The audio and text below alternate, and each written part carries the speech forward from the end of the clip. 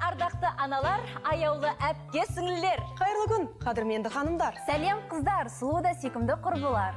Әйел ердің тәңірісі, жарата да алады, жоқ қыла да алады, сүйдіре де алады, күйдіре де алады. Бір қолмен бесікті, екінші қолмен әлемді тербету тек әйелдің ғана қолынан келеді. Я, бүгіннен бастап әйел сыры бағдарламасы сіздермен бірге. Ал хабарымыздың жүргізушілері Өнерде дара, өмірде ана, аты да заты да Дана. Қазақстанның еңбек сіңірген қайраткері Данагүл Темір Сұлтанова. Және де тележүргізуші Майя Веронская. Және біздің жауқазындай шайқалған қазақ аруы деген мәртебелі атқа ие болып отырған сіңіліміз Гүлназ Жоланова. Ал қыздар, неғып тұрмыз? Бастаймыз ба? Бастайын. Бүгінгі бағдарламада көретіндеріңіз. Әйел бақытты дегенне, танымал тележүргізуші Салтанат Қалиева бақытты болудың сырын ашпақ. Қыз атаулының арманы, жігіттің сұлтаны. Ондай жігіт қайда бар? Оскар номинациясынан кейінгі өмір. Келіндердің келіні актриса Гүлшарат Жұбаева бізде қонақта. Данагүл апай, Майя, мен бүгін сондай бақыттымын. Көрініп тұр, оның себебін білуге бола ма? Иә. Міне қараңыздаршы, қандай әдемі сөмке. Мен мұны 50% жеңілдікпен сатып алдым. О, баламысың деген Майя, қараш, тырнағын бояса да, сөмке сатып алса да бақыттымда, жастарды түсінбеймін. Ренжіме құтты болсын, құтты болсын. Оны аз десеңіздер, мен кеше достарыммен қыдырдым. Біз киноға бардық, сосын кафеге бардық. Одан кейін салонда болдым. Сол да бақыт бет. Мен ондай қиялдың жетегінде жүре алмаймын. Мен үшін бәрі жоспарлы түрде нақты уақытыменен болу керек. Үй, балабақша, жиналыс, жұмыс, қайтадан балабақша және Қыздар, тоқтаңдар. Әрине, әйел бақытының сырын әркім өзінше ұғады. Майяның бақыты, Гүлназдың бақыты, менің бақытым бір-біріне ұқсамайды. Ал қазіргі біздің келетін қонағымыздың өмірінің мәні мүлдем өзгеше. Ендеше қонағымызды қарсы алайық. Студиямызда қонақта белгілі тележүргізуші, көрікті келіншек Салтанат Қалиева. Бәрекелді. Салтанат, сәлематсыз ба? Қош келдіңіз. Қалай бұл? Қош келдің жаным. Қош келдің. Туфлиңіз сондай Төрлеткен. Қай брендтің туфли? Білмеймін. Алла, біріншіден тоқтай тұрш Гүлназ, анау дұшпан аяққа қарайды деп тоқташы, басынан бастап, сырғасынан, көйлегіне, содан кейін аяғына түсеміз. Көйлекті мен танып отырмын. Көйлек әдемі екен. Рахмет. Өзім де әдемімін ғой. Жоқ, өзіңе сөз жоқ. Салтанатты 5 баланың анасы деп кім айтар екен? 5 бала. Неге 5 бала? Салтанат, мына жерде Бұл жерде енді 3 қызыммен фотосессияға барғам, бір журналға қыздар. 2 балаң үйде қалды ма? 2 ұлым үйде қалды сол күні. Үлкен қызыңыз нешеде? Үлкен қызым 20-да амандық болса, мына ұлым 2 үлкен, жасы 7-де. Қандай керемет. Бұл суреттерді қайдан алып алғансыздар? Неше жасыңызда? Салтанат, 16 жасымда бұл менің. Прическаның аты қандай? Салтанат, есіңде ма? Қыздар, сендер білмейсіңдер оны. Қалай мақан оң аты? Анау жаңағыдай дәу қылып химия істетіп шашты. Жоқ, біз бұны жатырда түнде ше жаңағы шаймен өріп, майдалап өресің, шетіне қағазбен бүйтіп бегудегі Солай. шаймен Иә. Сосын таңертең оны жаңағы 10-2 сағат босатып Ертең Бейонс болып шығады. Бейонс болып. Жасым менің 21-де, ол кезде мен таң телеарнасының жаңалықтар жүргізушісі болатынмын. Мына 17 жасымда соңғы бізде жаңағы рубль теңгеге ауысқан кезде ақша деген қырғын, соны қайда құртарымызды білмей қыздармен барып суретке түсе бергенбіз ғой, әшейінде түсе Мұнда алмайды. тележүргізуші емессіз. Мына жерде мен Торғай облыстық телеарнасының алғашқы тележүргізушісімін, жалпы бірінші диктормын облыстық телеарнаның деп мақтанып қояйын. Сол жақтан жұмысыңызды бастадыңыз. Жұмысым сол жақтан басталды. Салтанат, мына қызымыз неше жасыңызда тұрмыс құрдыңыз деп білгісі келіп бара жатыр. Соны айтып жатырмын. Енді Казгуға түсем деп, жаңағы ары қарай өзім журналистикамды жалғастырам деп, Торғай жаңағы жіберді мені телеарна. Сол жерде 18 жасымда күйеуге шығып. Мен білмеппін. Біздің медовый месяціміз осы Алматыда санаторий, ана мен баланың санаторийіне бізге путевка жіберген ғой. Балайы сонда болған екен ғой сіздерге. Рахмет бұл суретті қойғандарыңызға. Үстімдегі күрткі шалбарым сол кезде күйеуге шықпай тұрып 18 жасымда бір жылап отыр мен бір бөлмеде. Соны әкем естіп қойып келіп, не болды соншама, неге жылап жатсың деп еді. Папа, елдің бәрінде бар кожанка мен варенка, менде жоқ деп. Сөйтсе қайдан аламын, бізде арқалықта жоқ, ондай сатпайды деп. Әкем сол кезде Москваға командировка бара жатқан.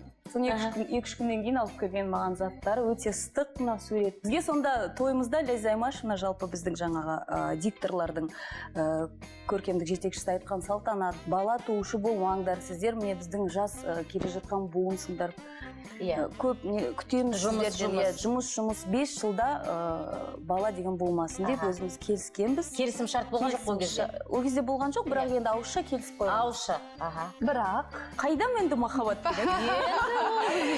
6 айдан кейін аяғым ауыр болды, тойдан кейін. Махаббаттың жемісі. Ал мынау сіздің қызыңыз? Мынау біздің 3-ші қызымыз, Дегдар деген қызымыз. Гимнастикамен айналыса ма? Балерина. Бізді хореографиялық училищеде оқиды. Мүмкін балерина болу сіздің арманыңыз болған шығар. Болды, менің арманым, менің анамның арманы. Енді біздің жақта болған жоқ та жаңағы жағдайлар. Жағдай болған жоқ. Бірақ енді менің анамның арманын мен орындай алмасам да, мысалы, Сіздің 3-ші қызымыз орындаған. енді кейбір адамдар балерина болу өте қиын деп жатыр. Менің қызыма қарап қиын деп айта алмаймын, өйткені ол сондай сүйіспеншілікпен оқып жүрді. Жастайынан тәрбие. Шынымен де ол ауыр еңбек қой. 5 жасынан барды, ауыл еңбек, бірақ дегенмен ол үлкен тәртіпке келтіреді. Таңертең 5:30-да өзі тұрады, шашын жөндейді, өздерінің ерекше нелері бар. Сағат 6:30-да үлкен әпкесі, оның шопыры, үлкен қызым. Өздерімен өздері қазір Құдайға шүкір, өзі апарат сабағына әкеледі. Әже болған жоқсың ба? Жоқ, Үлкен қыз нешеде? 20-да. 20-да, енді Құдай қаласа бір 3-4 жылда бұйыртса, ол да алыс емес. Ал енді Гүлназдің уайымдайтыны, егер тұрмысқа шықса, жолдасы жұмысқа жібермеу де мүмкін. Яғни үйде отырып қалам деп. Жоқ, біз жолдасым екеуміз бір саладан болған соң, бір-бірімізді қолдап, үнемі түсініп жүрдік. Міне, сыры, әйел бақытының сыры бір жағынан. Қанша жыл бас аяғы жаңалықтарда жүрдіңіз? Бас аяғы, енді декретке шығып, кетіп жүрген қайтадан шығып, қайтадан келіп, қайтадан шығып. Жұмыстағылар айтатын, осы бала туу сенің хоббиің ба деп. Мен жоқ, телевидение менің хоббиім, бала туу менің жұмысым деп айтатын. Енемен қарым-қатынасыңыз өте жақсы соның қарағанда. Менің естуімше өте керемет. Мен енем алтын адам негізінде. Онда ене ешкімде жоқ шығар. Шын айтамын. Жоқ, менде бар. Менің енемде алтын деп өзім қазір Менің енемде алтын адам.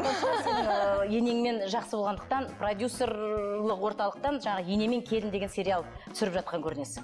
Иә, осындай бір бастаманы қолға алдым. Жалпы сайт аштым осы жылдың басында. Қазақстанда алғашқы жалғыз 100% қазақша әйел адамдарға арналған сайт. Міне тағы да бір сыр ашылды, қыздар. Мүмкін өзіңіздің басыңыздан өткен бір жағдайларды сол сериалға енгізген шығарсыз. 3 келін бар, соның біреусін өзімнің оны сырын ашпай ақ қояйын, енді көре жатарсыздар бұйырса. Салтанат, ал енді жолдасыңызды қалай баурап алдыңыз? Соны бізге айтып берсеңіз. Негізінде бастапқыда өзім маған өлердей ғашық болып, соңымнан Арқалық қаласына танымайтын жерге келіп, тізесін бүгіп тұрып, ұсыныс жасап, шынымды айтсам, мен ешқандай күйеуге шығам деген ойымда да болмаған. Мен жаңадан телевидениенің жұлдызы болам, дайындалам, карьера жұмыс планы ойладым. Бәрі солай басталады басында. Бірақ өзімнің дос жораларым Салтанат сондай жігіт, көрікті, Алматыға барасың деген дейсің. Ал бүгінгі күні отасқандарыңызға 22 жыл болды, қателеспесем. Иә, 22 жыл. Қазір енді жақсы көріп кеткен шығарсың, одан кейін басында мысалға. Жоқ, соны әңгімені жалғастырайын. Сөйтіп өзім алданып, қалай күйеуге шығып кеткенін білмей қалдым, шынын айту керек. Ал кейін үлкен отбасы болуға тырыстық. Әрине алғашта ер азамат ғашық болады қызға, а кейін отбасының болу, қалыптасу 100% ол әйел адамның қолында. Міне тағы да бір сыр ашылды, қыздар. Ал енді Салтанат, жасыратын еш нәрсе жоқ. 40-тан асқаннан кейін кейбір ер азаматтар қылық шығаратыны бар. Сондықтан да солай ма еді деп па? Ондай да болады. Кейбіреулер 40-қа дейін шығарады екен, сосын тоқтайды екен. Біреулер 40-та шығарады екен, 40-тан кейін шығарады екен. Ерлі-зайыптылар арасындағы қарым-қатынасты бастапқы қалыпта сақтау үшін не істеу керек деп ойлайсыз? Сіз айтқандай әртіс болу керек. Дұрыс айтасың. Жаңағы кейде күлмейтін жерде күліп қойып дейсің ғой. Шыдамды болу керек. ең бастысы жүрегіңде махаббат болу керек. Сенен сұрағым келіп отыр. Енді мысалға ренжісіп қаласың ғой, енді болады ғой жолдасыңмен. Әрине. Сол кезде не істейсің? Ол кісі маған гүл сыйлайды, сосын мен оны сүйемін бетінен. Ал егер сен ренжітіп алсаң, біз кейде көп әйелдер шыны керек, айту керек. Тілімізден табамыз ғой. Мысалға бір нәрсені айтып қаламыз, сосын оны қайдан ғана айттым, неге айттым деп жүреміз. Ал өзің ренжітіп алсаң да бәрібір гүл сыйлай ма? Жоқ, сыйлайды, бірақ кейін мен кешірім сұрағаннан кейін. Кешірім сұрағаннан кейін, қандай күшті. Демек кешірімді болу керек, иә? Әрине өзіңнен шыққан болса, алдына барып кешірім сұрап, сипалап, массаж жасап, жақсы көретін тамағын пісіріп. Салтанаттың тағы бір сырын біліп алдық. Тамақ демекші, Салтанат, жолдасыңның сүйікті тамағы қандай? Лағман жақсы көреді. Бәсе жаңа көрген лағман. Лағман сөз аласыз ба? Әрине. Мен алғашқында келін болып түскенде Жаркентке бәрі жаңа лағман сызып отыратын. Иә. Таған қалатын, қосыл деп, қосылмай мен қолымнан келмейтін, анда ұзын ол тұрмақ дым келмейтін қолынан. Сонда енем маған айтты ғой, бір әйелдің қолынан келетін нәрсе, екінші әйелдің де қолынан келеді деп. Сондықтан да жалпы менің өмірлік ұстаным болды. Қазір қолымнан Құдайға шүкір лағман да сол Үйренемін десе мені бәрі үйренеді. Бетім ашылып кетті ғой. Мен өзім тамақ жасаған жақсы көрмеймін, бірақ білмеймін не екен, Құдай маған сондай бір ерекше қасиет берді ма, жақсы пісіремін тамақты. Жақсы. Мынау Ірімшік шығар. жоқ, бұл тауық. Өзім ғаламтордан тауып жасағам, ауызашарға ерекше тамақ жасайын деп. Өте жақсы шықты, жаңа бір келіспейтін тағамдарды келістіріп жасағам. Иә, тауықпен шабдалы былай қарасаң. Қандай керемет. Сол енді әрине ер азаматтың жүрегін табу үшін жаңа айтады ғой, асқазан арқылы табылады деп. Шынымен де ол рас сөз екен. Дұрыс. Еркектің қарны тоқ, киімі таза, балаларың әдемі киініп, беске оқып, ауырмай, сырқамай, сен көңілді болып жүрсең, одан артық не керек? Мінекей бақытты отбасының менің ойымша сыры осында. Тағы да бір сыр ашылып жатыр. Тосын сыйды жиі жасап тұра ма? Көптеген тосын сыйлар жасайды негізі менің жолдасым, бірақ мен үшін күнделікті ең басты тосын сый, мысалы телефонмен звондасаң, иә махаббатым менің деп сөйлейтін әлі күнге шейін. Қандай СМС-қа да жіберіп, үнемі осындай бір жақсы сөзге жарыған азаматта, үнемі екі сөздің бірі күнім, жаным, айым, махаббатым. Соның арқасында мүмкін Еркелетеді. Салтанат, сіз де осындай сөздерді Инстаграмда жазасыз ғой. Мен сіздің парақшаңызды оқимын. Жаным, күнім, өмірім деп. Көз тиеді деп қорықпайсыз ба? Кім біледі енді, көз жаман адамдардың көз тиетін шығар, бірақ мен бұны бір мақтанып, я болмаса басқа бір мақсатта қоймаймын ғой. Ең бастысы жастар оқысын, үйренсін, осындай болсын деген ниетпен. Сеніңше әйел бақытының сыры неде? Негізі бұл сұрақты маған жиі қойып тұрады. Неке сіз сияқты бақытты әйел болудың сыры неде деген. Мен сол кезде ғана ойланып қалам, шынымен де мен бақыттымын ба деп Құдайға шүкіршілік етіп. Тәуба. Сонда бақыт неде? Мысалы, мен үшін бақыт таңертең жолдасымды, балаларымды мектепке жұмыстарына астарын беріп шығарып салып, кейін өзім жұмыстарын реттеп, кешкісін жаңағы аман есен бәріміз сол дастарханға жиналып, күліп ойнап, кешкі шай ішіп, күн қалай өтті деп. Күн қалай, иә, өсектерімізді айтып дегенде, қыздармен бір сырласып алып, жолдасым ұлдарымен ойнап жатады. Соның бәріне қарап тәуба деп, мінекей сол бақыт деп ойлаймын. Сосын осындай хабарларға шақырып тұрса, бұл да бір бақыт. Ұмытылмасам, әрине. Ата-енем звондап бір тапсырмалар беріп қойса, сенімді, ол да бір бақыт. Біреуге керек екеніңді білу ғой. Иә, қайын сіңілім звондап тұрса, сіңілім, ағам жан-жақтан бүгін телевизордан көрдік, жақсы шықтың деп қолдап тұрса, мінекей осының бәрі бақыт деген кішкентай бөліктерден тұратын, соны түсінетін, білетін. Салтанат, осы бақытыңыз енді маған да жұғысты болсыншы. Сурет кетсек Инстаграмға? Онда Салтанатты ортаға алайық. Келе ғой Салтанат. Қоймай қойды Инстаграм деп айтыру. Инстаграм керек, сиямыз ба?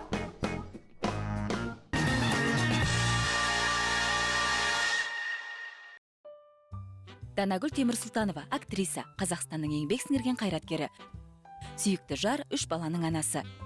Жолдасы Азат, танымал актер. Данагүл Қазақстанның халық әртісі Райымбек Сейтметовтің келіні. Өткір мінезді, өтірік айтқанды жек көреді. Өмірлік ұстанымы біреуге ор қазба, өзің түсесің.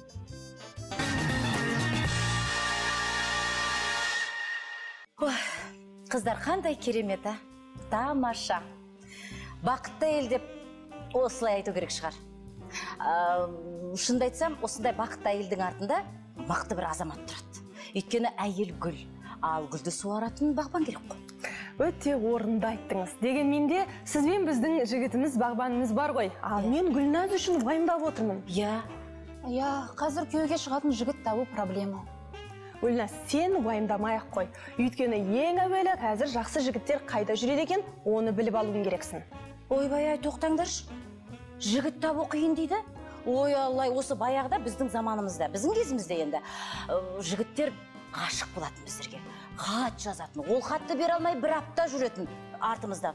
Ал қазір айдың күн аманда жігіт пен қыз қол ұстасып бірге жүреді. Жігіттердің сөзі қыз жоқ, қыздардың сөзі жігіт жоқ. Сонда олар қайда болады? Данагүл апа, енді заман өзгерді.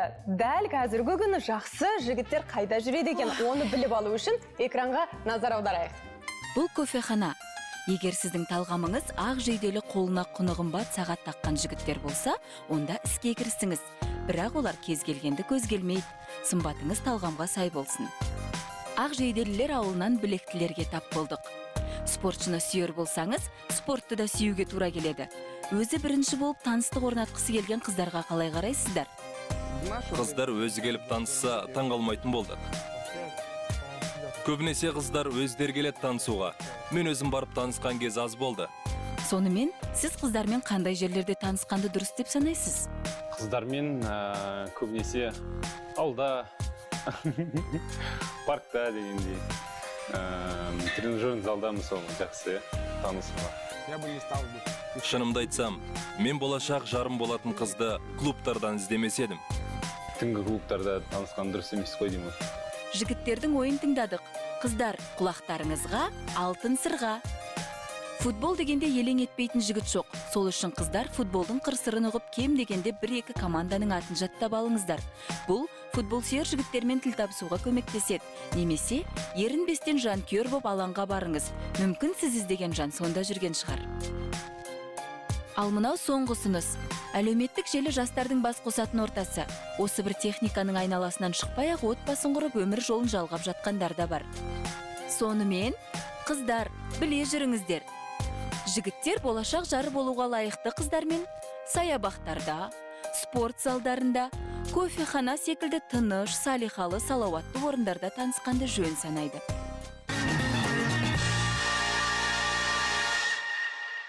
Негізі жігіттер жоқ емес, маған ұнайтын жігіт аз ғой. Сонда Гүлназ, саған қандай жігіттер ұнайды? Ол көрікті, ақылды, мінезі соған сай болса, билеп, ән айта алса да қарсы емеспін. Тоқта. Мен ондай жігітті білетін сияқтымын. Ол кім екен? Айтпайым. Кім ол Данагүл апай? Қазір өздерің көресіңдер. Бір қатарсыңдар, сонда мен Данагүл апай. Мен Алиді танимын ғой, біз доспыз. Студентқа қош келдің. Амансың ба, Алижан? Қош келдің. Сен танисың ба, Гүлназ? Иә, біз жақсы доспыз. Иә, онда не бітіріп жүрсің? Али, Жігіт жоқ. Данагүл апа. Мінез десең мінез, көрік десең көрік, ақыл десең ақыл, өзі биші, өзі әнші не керек? жарайды. Ұялтпай қояйық. Али, жаңа ғана біз бейне көріністе жақсы жігіттер қайда жүретіні жайында біраз мағлұмат алдық. Енді өзіңнің алып қосарың бар ма? Жақсы жігіттер қайда жүреді екен? Шынымды айтсам, мен толығымен келісемін. Өйткені өзім мысалы өз басым жайлы айтып кетсем, мен де түнгі клубтарға бармаймын. Неге десеңіздер, біріншіден ұнатпаймын, екіншіден бос уақытымды сондай шоу жерлерде емес, өз достарымның қасында дегенде жай ғана шай ішуге мен үшін енді одан артық ештеңе керек емес сияқты. Сондықтан әрине кофехана тамаша жер менің ойымша. Али, сен ренжіме енді. Сенің жасың нешеде осы? 24-те. 24-те. Иә. Енді жаңағыда сүрленгенде бойдағы емессің, бірақ бойдақсың. Иә. Ал сен... Жоқ, енді 30-ға таяп қалса сүрленіп кеткен бойдақ деп айта береміз ғой. Қашан үйленеді деген сұрақты соңғы кездерде жиі естіп жүрмін. Бірақ осыдан бірнеше жыл бұрын қалжың ретінде қойылса, соңғы кездерде шынымен де орынды сұрақ ретінде қойылып жүр. Енді солай ғой. Осыдан бір ай бұрын мамамның құрбы біздің үйге қонаққа келген, және де үшеуміз шай ішіп отырғанда ол да осы сұрақты қойды, бірақ маған емес, анама. Роза, осы Әлиді қашан үйлендіреміз дегендей. Және де анам көп ойланып былай енді әлі білмеймін енді сол 25-ке таман шығар дейді да. Содан кейін 1-2 секундтан кейін келесі жолы ма деп өзі шошып кетті. өзі шошып кетті. Содан кейін тағы 1-2 минут ойланып, папа 29-да үйленді дейді маған.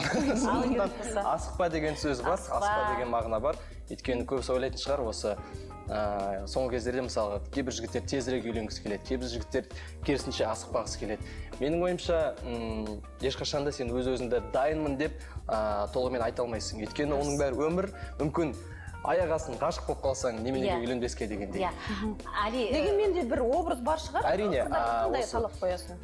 Талап дегеніміз ең біріншіден әрине тәрбие. Тәрбие деген сол жай ғана дұрыс сөйлеу емес, немесе жай ғана сол жоғарғы білім емес. Тәрбие дегеніміз ол қазақи тәрбие менің ойымша. Өйткені менің болашақ жарым біріншіден ең маңыздысы менің ойымша осы үй шаруасын білу керек деп ойлаймын. Өйткені мен әртіспін, үйде жиі бола бермеймін. Сөздің шыны керек, бала кезінен бері сол қолымда балға болмаған дегендей. Данагүл апай, Алидің сөзіне қарағанда егер жары өнер адам болатын болса, сахнаға жібермейді-ау деймін, иә? Гүлназ кішкене былай қарай Үй шаруасын білу керек деп айтып жатыр өзі. Неге егер де өнермен үйді бірге алып жүрсе? Шынымен де, өйткені сол мысал ретінде менің ата-анам бар. Менің әкем анамен танысқанда олар екеуі де өнер жолында болған. Және де ешбіреуі де қарсы емес болған. Тіпті жарасымды жұп болып, бір-бірін толықтырып дегендей қолдап жүрген. Сондықтан мен қарсы емеспін өнерге, бірақ демек менің болашақ жарым үшін ең алғашқы орында жанұя болу керек. Содан кейін ғана өнер, содан кейін ғана жұмыс дегенде. Өйткені екеуміз де айдалада жүрсек не болады мысалға. Сен анда, мен мұнда, балалар қайда деген сияқты. Сондықтан тәрбие, екіншіден ақыл. Өйткені әртіспен жанұя құру дегеніміз ол да оңай емес нәрсе. Әсіресе сол өнердегі адаммен. Мен мысалға әнші ретінде ғана емес, мысалы сазгер ретінде де маған көптеген жерлерде мысалға жалғыз болғым келеді. Немесе қолдау керек дегенде, түсіну керек дегенде. Сондықтан шабыт іздегенде мысалға. Сондықтан оның бәрін көтере білу, оның бәрін түсіне білу, және де жалпы осының бәріне дайын болу, ол да мысалға ақылсыз мүмкін емес деп ойлаймын. Али, бетіңді қайтарған қыздар болды ма? Болды, бірақ жақында ғана емес, осыдан бір 3-4 жыл бұрын болған нәрсе. Әрине, менің ойымша ол әр жігіттің басынан өткен нәрсе. Өйткені қаншалықты сен танымал болмасаң да, қаншалықты сен ақылды немесе басқа бір жақсы қасиеттер болмаса да, мүмкін сен ұнамайтын шығарсың. Сен меніңше тек қыздарға ғана продюсер болып жүрсің. Туф. Ыңғайсыз болып кетті осы. Бұның де астары бар шығар. Жалпы әнші қыз, осы біздің соңғы және де әзірше жалғыз жобамыз. Оның аты Индира Еділбаева. Ол белгілі үлкен жобаға қатысқан. Және де шынымен де көп өсек туылады енді осыдан кейін. Өйткені осы Али мен Индираның арасында бірдеңе бар ғой деймін дегендей. Енді бір жағынан ол да орынды, өйткені екеуміз құрдаспыз. Али жоқ па? Жоқ. Араларында ештеңе де жоқ екен қыздар. Али, мен бәрібір енді дұрыс қой, Майя, сен шығармашылық туралы қойып отырсың. Мен бәрібір басқа жаққа бұрғым келіп отыр, Алижан. Дайынмын. Дайынсың ғой. Дайынмын. Ал енді жаңағы баяғы сол келін туралы. Енді Али Оқаповтың жары болу, ол оңай шаруа емес, Гүлназ. Маған неге қарайсың? Қызым, саған айтам, келінім сен тыңдап болып отыр ғой. Ал енді Роза Рымбаеваның келіні болу, ол екі есе жауапкершілік. Шынымен де. Мысалға Рекеңнің өзі, Али, шіркін сенің жолдасың осындай болса, менің келінім осындай болса деген әңгімелер айта ма? Ешбір талап жоқ, ешбір шектеулік жоқ. Өйткені анам маған осы бала кезінен бері үлкен енді жауапты кезеңдерде мысалға жалпы қалау жасаған кезде маған еркіндік беріп жүрген. Тіпті музыканы мен өзім де таңдадым, әншілікті де мен өзім таңдадым. Сондықтан мысалға осы мектеп бітіргеннен кейін мен ақш-қа оқуға түстім. Бірақ демек маған ұнамай елімді қатты сағынып қайта Алматыға оралдым. Оған да қарсы болған жоқпын. Яғни қалғаныңа сенеді ғой сенің. Әрине, сондықтан сол келін жағынан да ешқашанда осы міндетті түрде осындай және адам болу керек, жоғары білімі болу керек дегендей ешбір сөз болған жоқ, салап жоқ.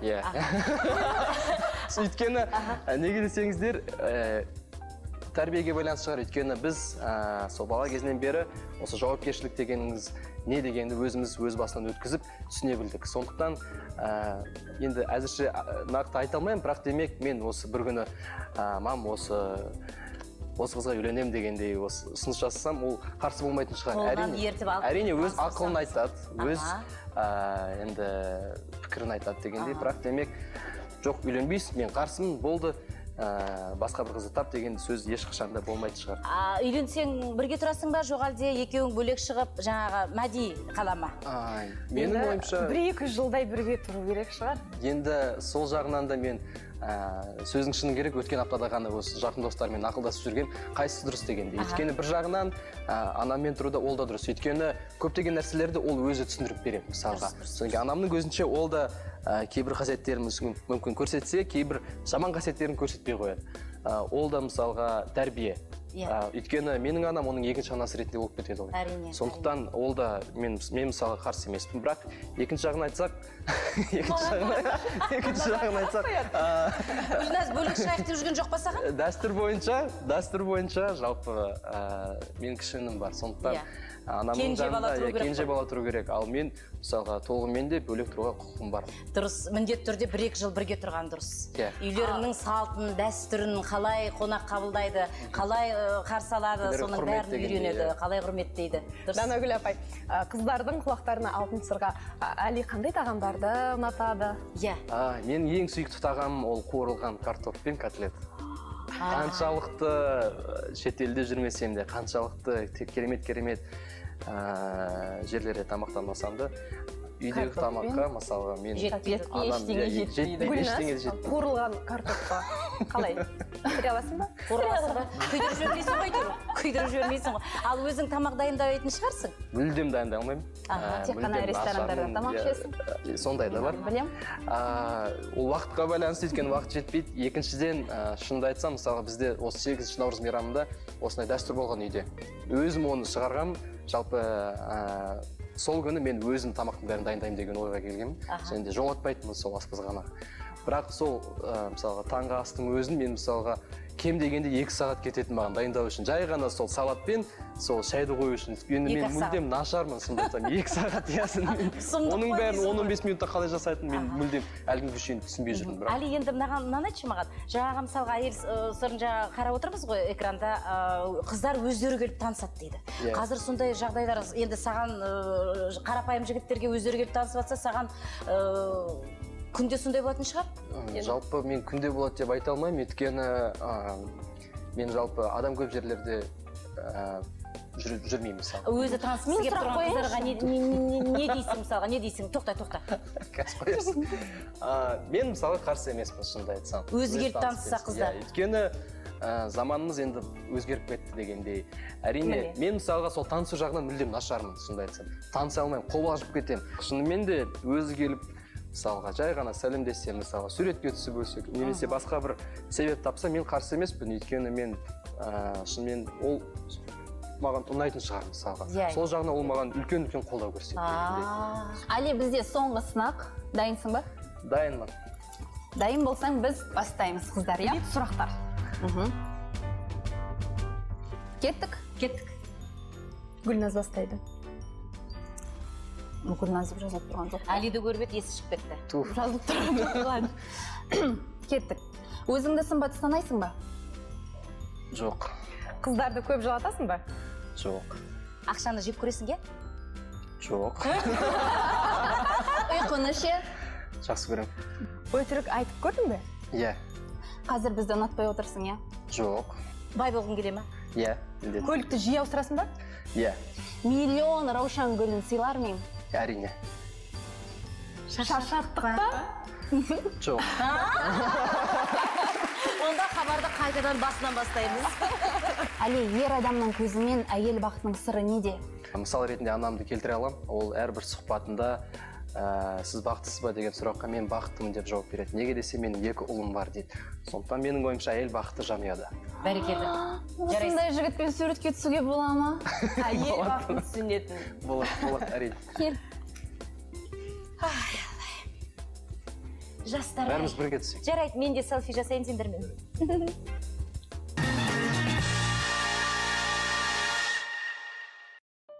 Майя Веронская танымал тележүргізуші, актриса. Бос уақытын жан-жары мен ұлы Арсенийге арнайды. Әйел бақыты сүйікті жар болу деп түсінеді, түрлі тағам жасаудан жалықпайды. Өзіне де өзгеге де айтары, қолдан келмеген іске кірісіп күлкі болма.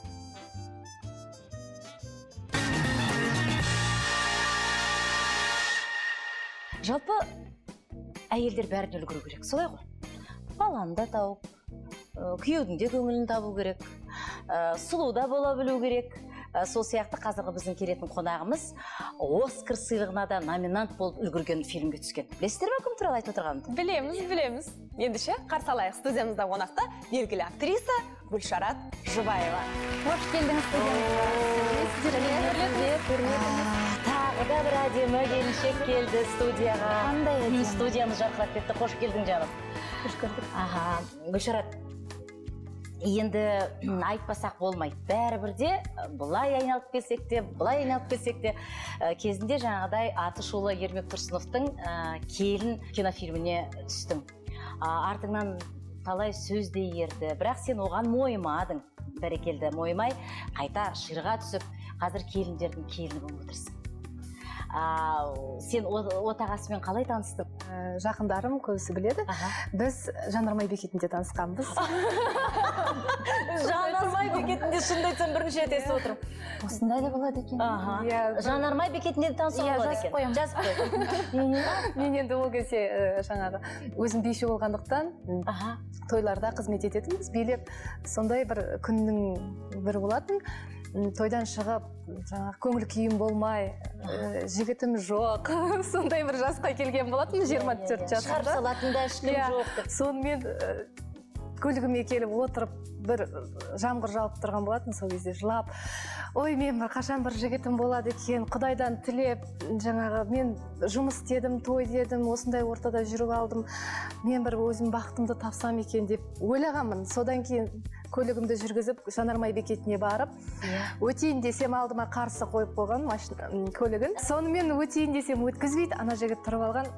Мен қорқам ананың түріне қарап, енді мұна бір сұсты. Бұлай кетіңіз деп айтамыз. Ананың көлігіне тисең, ол бітті, мен аямайтын түрі бар енді.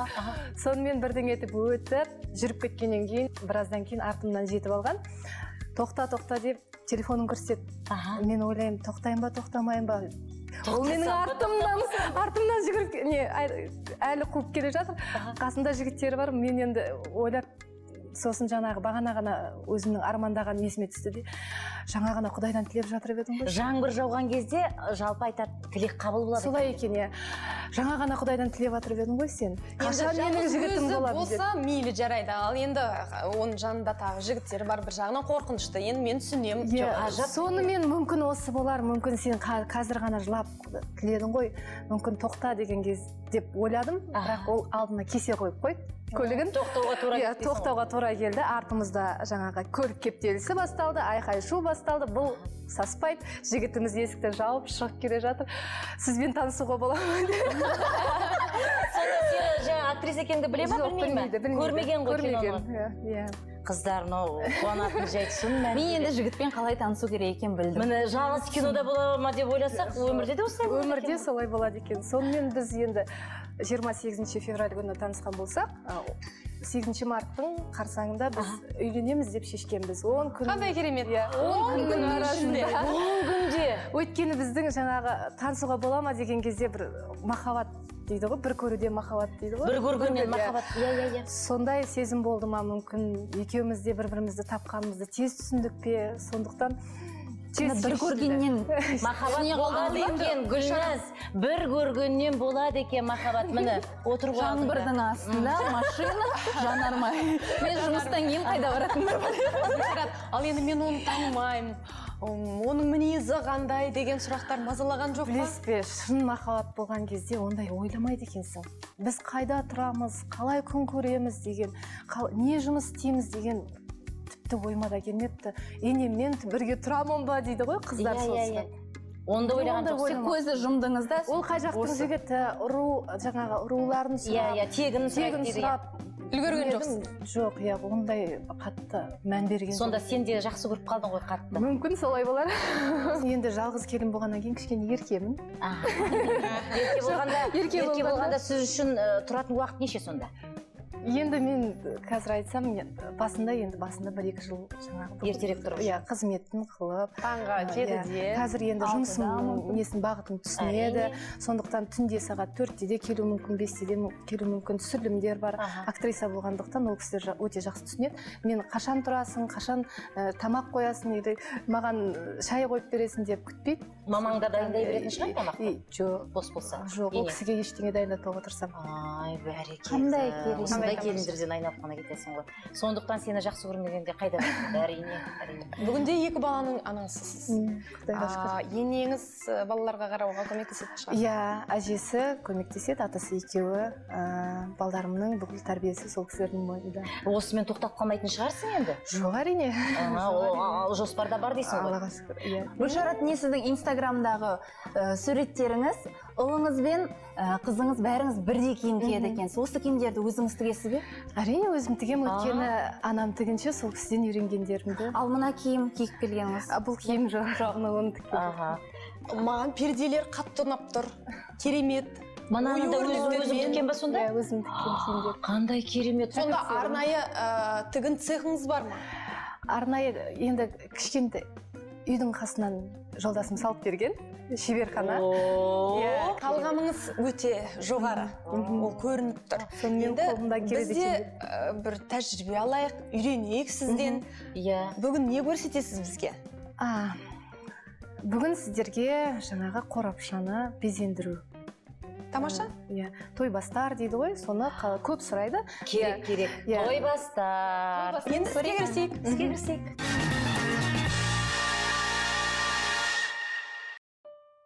Гүлназ Жоланова 2014 жылы қазақ аруы атанды.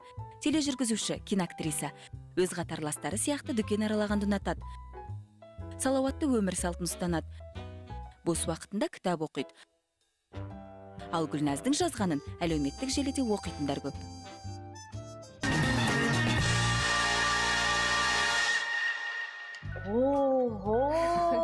Гүлшарат, Данагүл апай, біз де көрейікші. тоқтаңдар. Қазір бірінші өзім көріп алайыншы. Мынау не сонда? Бұл белдік. Белдік. Ұлдардың. Мынау ер адамның камзолы ма? Бізге беріп жіберсеңіз, Данагүл апа. Маңыздар, қараңдар. Қыздар, мынау деген.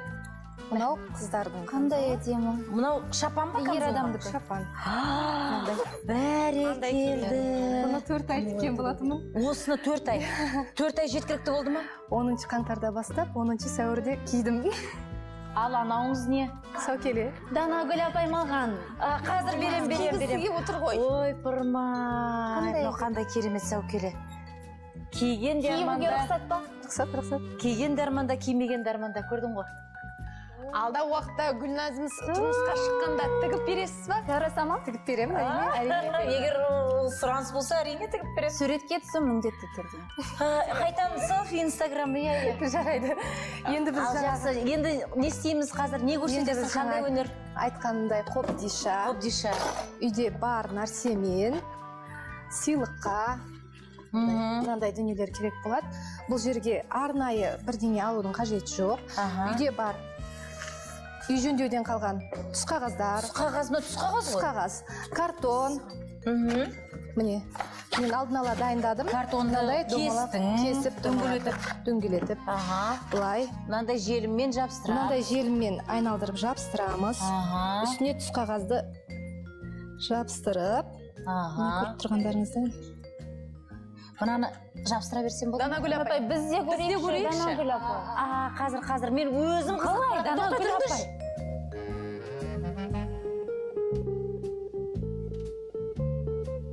Мәссаған.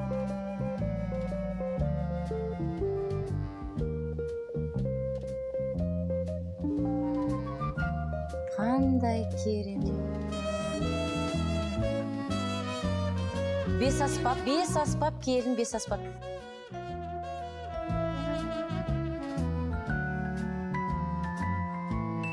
Ана пистолетпен жерінде мен жақсам бола ма? Көрдіңдер ғой, қалай ұстау керек пистолетті.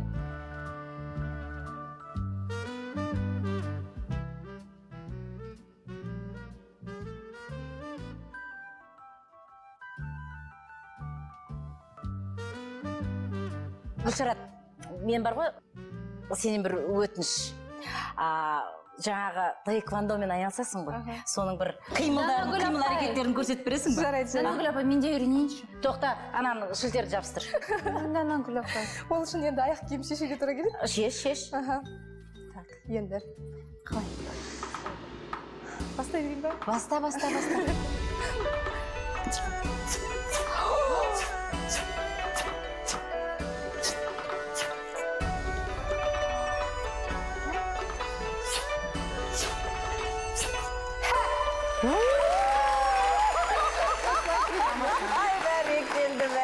Бәрекелді. Қандай керемет. Қыздар, енді менің сөзім жоқ. Мен де үйренейінші, Гүлшарат. Бір-екі қимыл. Қоймай қойды ғой, үйретші. Нанагүл апай, бізге енді кеш болыпты. Үйренуге. Жоқ, ешқашанда кеш болмайды. Еш болса да кеш жақсы деген. Көрсетесіз бе? Енді көрсеткенде бізге қыздар үшін ең арнайы жаңағы әртүрлі жағдай болады ғой. Сондықтан сондай бір кездерде Жігіттерден қорғану үшін дегендей былай бір істейтін бар. Бұл енді кішкене уақыт күреспен айналысқан. Қолынан тартып жіберіп, осылай тастасаңыз түсуге де болады. Бір-екі, мен бастайын, иә? Енді ол үшін өзіңіз әбден екеуіңіз керек та, сонда өзіңіздің қарсыласыңыз артынан асып түседі. Үлкен бір алып денелі жігіт болса, бір үйреткеніңнен ештеңе болмайды енді. Гүлназ, енді қоя қой шырақ. Бір үйренгеннен сен таэквондист болып шыға келмейсің. Бірақ дей тұрған. рахмет Гүлшарат. Әнге қалайсың? Әнге? Осыны әндетіп тұрып айтсаң, жасасаң мысалға. Енді мен Шәмшінің әндерін жақсы көрем. Көзіңнен бір ұшқан ұштыма білмедім, әйтеуір нұр құштым, әйтеуір гүлдедім.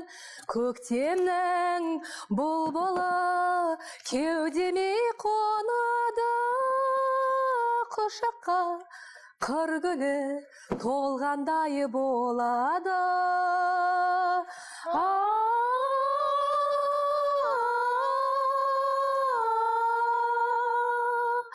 Келбе менің қасымнан, қызғалдағым таң нұрымен ашылған. Айтпайсыңдар ма? Сезім шіркін жаңбырға ұқсайды. Білмейді. Алматыда жаңа жауып басылған. Сонымен Гүлшарат, сен үшін әйел бақытының сыры неде? Мен үшін әйел бақытының сыры қанағатта. Барыңды бағалай білгенде, қасында бала шағаңды бағалай білгенде, сол деп ойлаймын. Өз басым міне. Бәрекелді. Осылай дайын дүние болды. Ал құрметті сіңлілер, әпкелер, қыздар, өз қолдарыңызбен жасаған осындай әдемі қобдиша ер азаматтардан сыйлық ретінде алған гауһар тастарға толы болсын. Ал әйел бақыты қанағатта деп білетін Гүлшарат ханымға мың алғыс. Рахмет сіздерге. Келесі бағдарламамызда көретіндеріңіз: тойды қызықты өткізу үшін не істеу керек? Қазақ тойының орташа бағамы қанша? Той бизнес сарапшысы Жанат Мұқановтың пікірі. Аша Матайға жігіті қалай сөз айтты? Тойдың жақсы өтуі кімге немесе неге байланысты?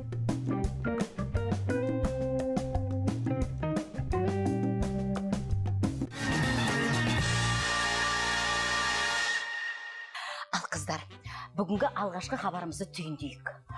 Егер Салтанат Қалиеваның сөзімен айтатын болсақ, әйел бақытының сыры о бастан мансапқа емес, махаббатқа ұмтылу екен. Ал болашақ жарынды табу мен сынауға қатысты айтатын болсақ, онда Әлидің сөзінің жаны бар. Яғни бастапқыда қыздар жігіттерді сынау керек. Ал кейін тұрмысқа шыққаннан кейін оларды баптау керек. Ол аз десе Гүлшарат ісмерлігін, шеберлігін кәсіпке айналдырып, шаруасын дөңгелетіп алып кетті.